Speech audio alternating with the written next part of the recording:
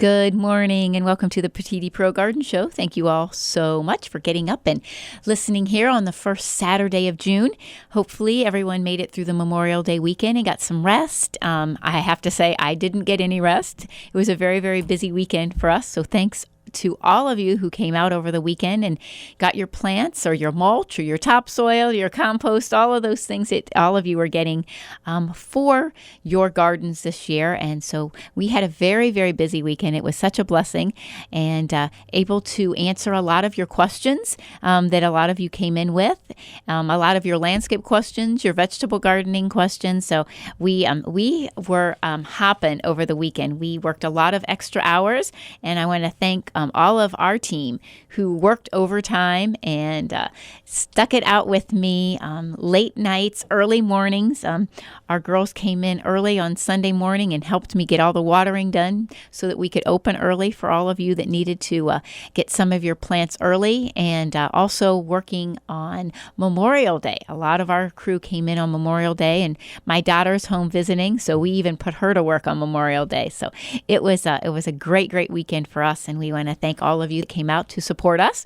We appreciate all of your business. But a lot of you did have questions, and we want to answer some of those questions today on the show so that others that didn't have these questions that might have them will know the answers for them also. So if you do have questions and you would like to ask them, you can always stop by the store. We would love you to do that with your baggie of problems. Bring them in and let us take a peek at them. And you can stop in at the store at 5828 Columbus Road. That's right there on the corner of Columbus Road and Broadway in Nimishillen Township. You can give us a call with your questions or your concerns at 330-455-5997, or you can email me your questions at cindypetitti@gmail.com. That's CINDYPETITTI@gmail.com, and we will make sure that we get your questions answered. So first off, we had some questions about viburnums.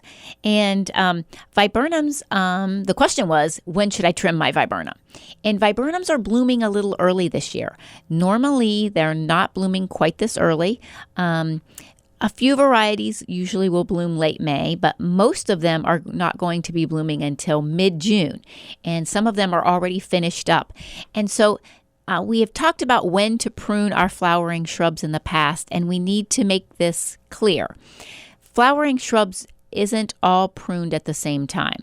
You want to prune your flowering shrubbery around from the time they're done blooming out 6 to 8 weeks and no further, because bud formation can start setting within about that 12-week time for the following year's flower.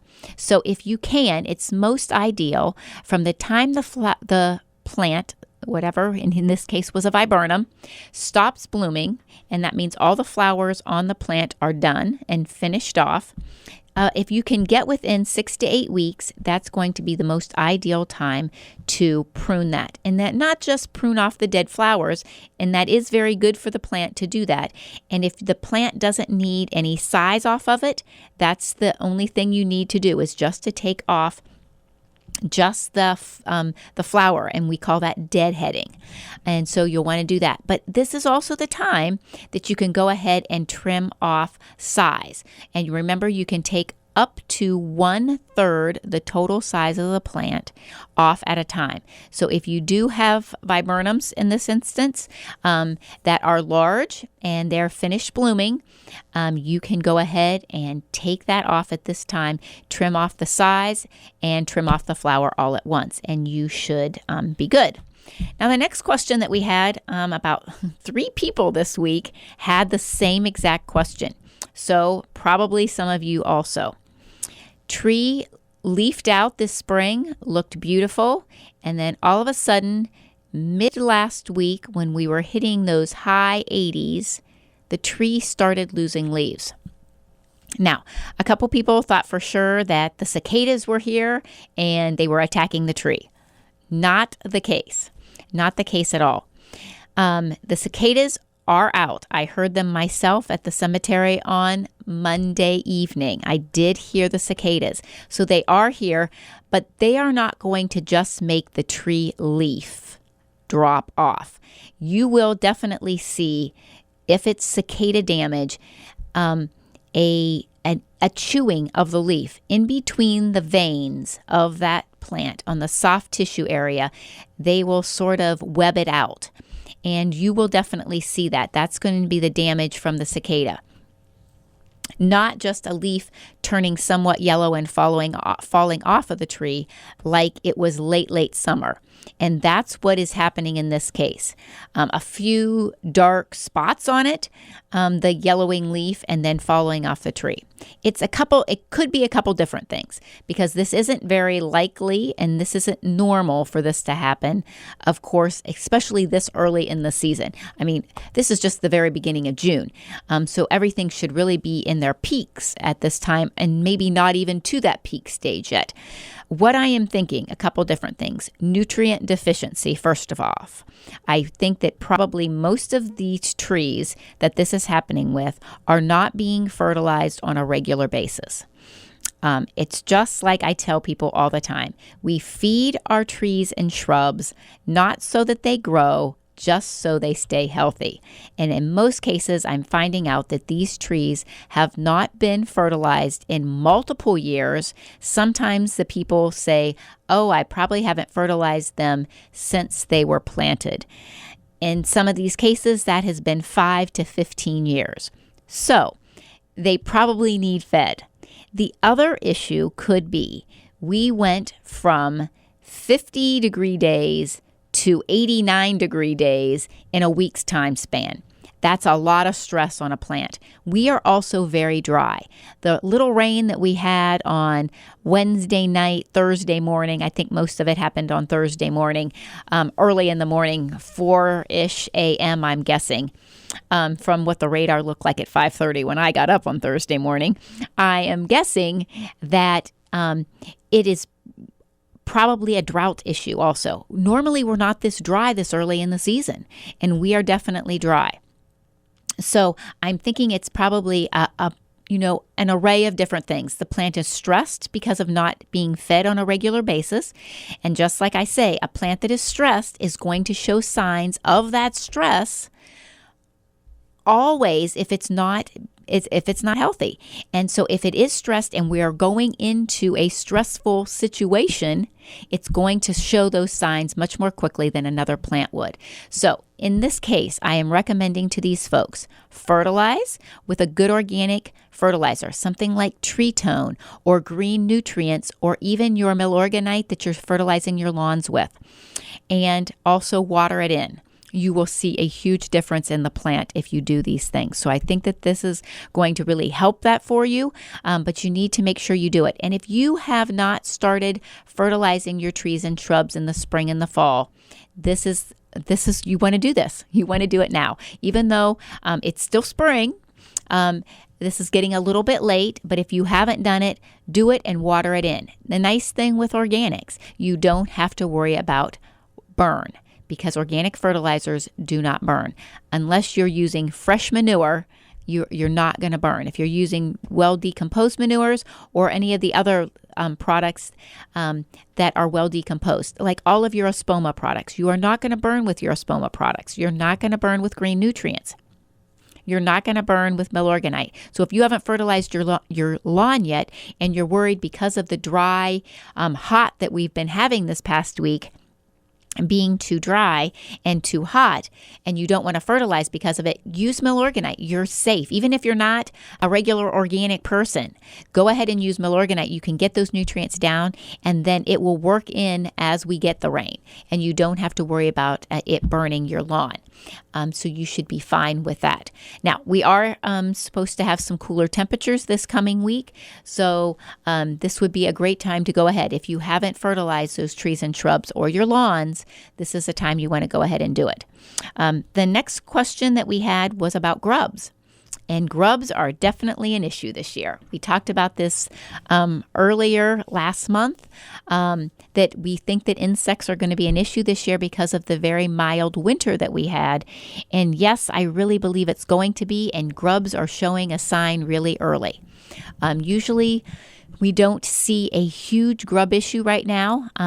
This year, it seems like everyone that is digging any length, depth in their soil right now, they're digging up grubs. So I really think that you probably want to get your milky spore down.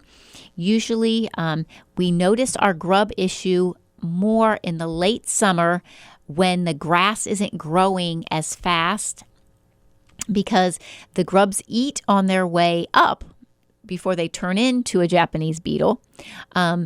But when the beetle lays their eggs and the egg is going into grub stage, and it's working its way deep into the soil so that it can overwinter, it eats a lot more, and also the grass isn't growing as fast at that time of the year because it usually is dry at that time.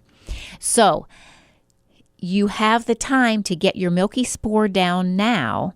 The spore has time to grow and mature and be all through your lawn when that grub starts to eat through for the late summer, early fall, when we usually notice that. So I would definitely recommend doing that this year. If you haven't had grub issues in the past, you're probably going to have them this year. And so you might want to get that milky spore down. Remember, it costs a little bit more than some of those other chemical grub controls, but you're going to do it now, and you're not going to do it again for 10 years. So this is an amazing product. I can't say enough about milky spore. It is definitely a route to go. So that's going to really, really help. The next question that we had was about peppers, and they've planted their peppers and the tops of them got nipped off. Usually in this case, when your peppers get nipped off, it's usually a bird that is nipping them off. They do this quite frequently. It's usually not a rabbit. Rabbits are usually going after your lettuces, your cabbage, your broccolis, your cauliflowers, your collards, your kohlrabis. They seem to love those, and your petunias. They seem to love those. But peppers, it's usually a bird issue. And so if you have some birds, you probably should watch your peppers. If you notice a lot of birds in your area, there are some great things that you can use. Repelzol does work, but sometimes it's too late with using Repelzol because when they taste it, they won't go back to it. But usually a bird, one nip is all it takes. So there is some great netting that you can get to put over them. Sometimes also caging them definitely helps because the bird doesn't like to go through the cage to get to your pepper plant. So a tomato cage, a small tomato cages around your pepper plants, a lot of times will save them from the birds. And that's usually what that is. So to let you know, if you are amending your gardens and you do need some good compost, we got another shipment of the Bull Country compost in, bulk and bagged, a fabulous compost product made right locally in Dundee, Ohio. And so we really like to support Tim and his team by using Bull Country, and not just because he's local, but because it is a fabulous product. We just love it so much. We work it into our gardens. We have our high tunnel that we had to amend our soil in, and we use the Bull Country compost in there. And it has done a tremendous amount of difference to our soil in our high tunnel, and we can plant right in there. So if you need some amendment, if you're doing raised beds and you're putting your soil mixture together, using that Bull Country compost mixed with topsoil and some sphagnum peat or some vermiculite, that is going to be a great combination for a wonderful, wonderful garden for you. Not just your vegetable gardens, wonderful for your flowers as well. That is a fabulous product. And like I said, we did just get a new shipment of that in. The next question that we had was about weed control in our lawns. And so many people really battle with this. Organically, they want to control some of the weeds in their yards, not always because they have an issue with it. A lot of organic people, they don't mind the weeds at all, but it's the neighbors. The neighbors are complaining, your dandelions are blooming, they're going to seed, they're causing issues. The violets are flowering, even though they're pretty. A lot of the neighbors don't want them in their yard. They want that lush, beautiful lawn. And there are some great organic ways that you can do it. You can call an organic lawn care service. Greener Grass is one of our local organic lawn care companies. They do all organics 100%. They don't just do organic for the people that request it. That's all they do is organic lawn care. And that's Greener Grass. Scott McHenry is the owner's name. And we have all of their information at our store if you stop in and want to get it. But if you are going to do something yourself, Scott has some great recommendations and he has given them to us, and we have those products at our store. So if you are controlling weeds in your lawn organically, Adios is a great way to do it. It is a water-soluble product. You're going to dissolve it in water and then spray it on your lawn. You can spot spray or you can broadcast spray the whole yard to control those broadleaf weeds. It's only going to kill your broadleaf weeds. No grassy weeds, though. But it will control the dandelions, the plantain, the wild violets, the clover, those kind of issues that you're going to be having in your lawns. So that is a great way to do it. And then, of course, Burnout is a wonderful product as your non-selective. This is your organic, hate to say this word, Roundup. But it is your organic Roundup. It's non-selective. It's going to kill everything. Grassy weeds, good grass, bad grass, good herbaceous plant. You have to be careful when you're spraying Burnout. It's going to kill anything that's not woody. Any herbaceous tissue, it is going to kill. Last, Saturday afternoon, we were cleaning up around the greenhouse, and I said, we need some weed sprayed. And Levi got that backpack sprayer on and started spraying out front, and you cannot believe it. Smelled amazing. And within an hour, the weeds were black, and it's just an amazing product. Kills the weeds, but again, it's that non-selective, so anything it hits, it's going to kill. But if you have weeds in your driveways, in your beds, that you need to control, it is a great quick kill, and it's really going to take care of that. And like I said, it's an essential oil base, so it smells amazing. It's a great product that I really think a lot of you should be using. It is a fabulous product. If you have questions that you would like us to answer, we would love to do that for you. You can stop in at the store at 5828 Columbus Road, right there on the corner of Columbus Road and Broadway in Nimishillen Township, and we will hopefully be able to help you with all of your gardening questions. And of course, we have everything for your gardening needs right there. We will be getting a shipment of perennials and shrubbery in this coming week. So if you've been waiting for that to happen, we will. And we've been telling folks the greenhouse just overwhelms us so much. We really don't have time to have a lot of selection with perennials and shrubbery. And we recommend that if you were in a hurry to go to another local independent garden center in our area to get those things. But we will be getting a shipment in and hopefully be able to help you out with all of those needs very shortly. But we do have all of your greenhouse needs. We still have a nice selection of vegetables in. If you haven't got your garden in, maybe you went away over the Memorial Day weekend and you're home this weekend ready to put your gardens together. We still have a nice selection of tomatoes and peppers and cabbage and lettuce and cauliflower and broccoli, okra, all of the squashes, and your cucumbers, melons. We just have an array. We do a lot of things that other folks doesn't do. And then we also have a wonderful seed selection. So for all of the things that you do direct seed, your green beans, your corn, your beets, your radishes, your carrots, all of those things that you do direct seed, we have all of those products as well for all of those needs for you. So if you do need help with your vegetable gardens, we're your go-to in Stark County because because we are your only totally organic greenhouse in Stark County. But also, my background is landscape construction and contracting. So if you do have landscape problems, with a lot of you, have landscape problems, we welcome you to come in and let us help you with those, even if we don't have the products that you need for what I mean as plant material wise. We're going to have everything that you need to fertilize them and control insects and diseases. But if we don't have all the plants you need, I can still help you out with getting a plan to put together. And then, like I said, you can go to another independent garden center or nursery to get those plants. But I would be glad to help you out making selections, making decisions on your landscape so that they look professional, so that it looks like a professional landscaper came in and did your landscape for you,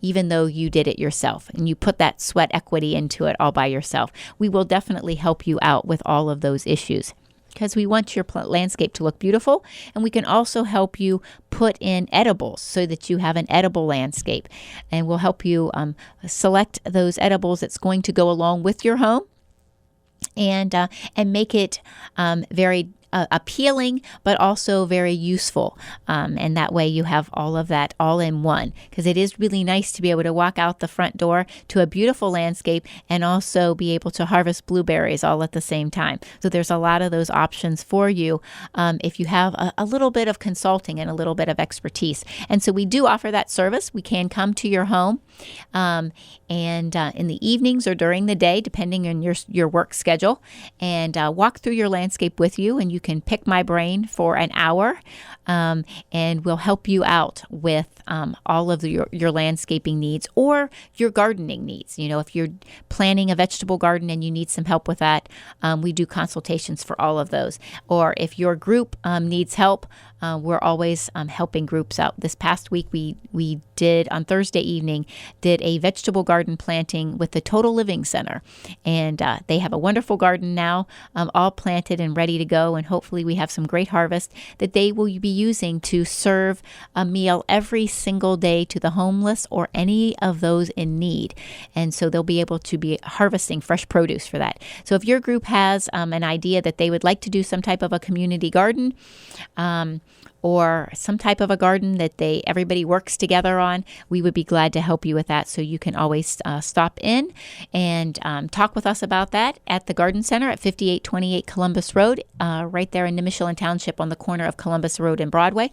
Or you can give us a call if you have questions at 330-455-5997, or you can email me at cindypetitti@gmail.com, and we will get back with you as quickly as possible. Remember, I'm a plant person, not a tech person, so some days I forget that I'm supposed to check my email every day, and I don't do it. So give me a couple days on the email thing. I'm used to answering the phone, but answering emails, it's not that I don't answer them. If I read them, I answer them. It's remembering that I'm supposed to check my email every day. I remember to check the greenhouse every day. So you're always good if you stop in and catch me there. I'm always going to be able to help you when you stop in at the greenhouse. Well, we want to thank all of you for continuing to support our show. And if you would like to have your group on the show and let us talk about your issues that you're having, or you are having an event coming up, if you are a nonprofit organization, you can always get a hold of me or Jane here at the radio station and let us know, and we will help you promote your nonprofit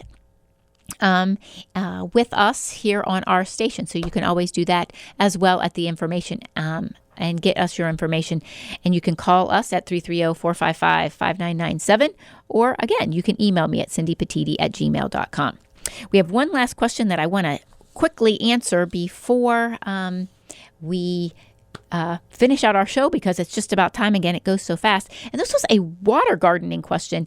And we don't do a lot with water gardening, and I'm really sorry I don't talk a lot about it, but we do still have some folks that have some water gardening issues. And we do carry some plants at the store and some products, but not a whole lot because we don't do a lot with it. But the question was an algae question, and definitely their question was, why is algae so bad in my pond so early this year? And why, and what should I be doing about it? Because normally I don't have this issue so early. algae usually is an issue early because we have warm days and then very cold nights and warm days and very cold nights. Algae is a big issue for us. There are some great organic ways, great products that you can put in your water to help you control the algae, getting those good microbes that actually like help eat up and biodegrade the algae is a great way. But if you have fish, remember, don't overfeed your fish. It's going to be better for your plants, better for your fish if you don't overfeed them, because the fish will actually eat the algae that's growing in the water off of the root system, and then that will feed your plants. So remember, you don't want to overfeed them. If you have an algae issue, watch how much you're feeding first of all, and then also try to get some plants in there to give you some shade, and that will really help control all of your water issues. But there are some great ways that you can put some microbes in there that will help control the algae growing in your water, and you shouldn't have those issues. Well, again, thank you all so much for listening. Another week has gone by. Next week, a lot of farmers markets are starting up, so remember, we want to support your local farmers markets. I will be at the Canton Farmers Market on the 18th of June, just 2 weeks from today.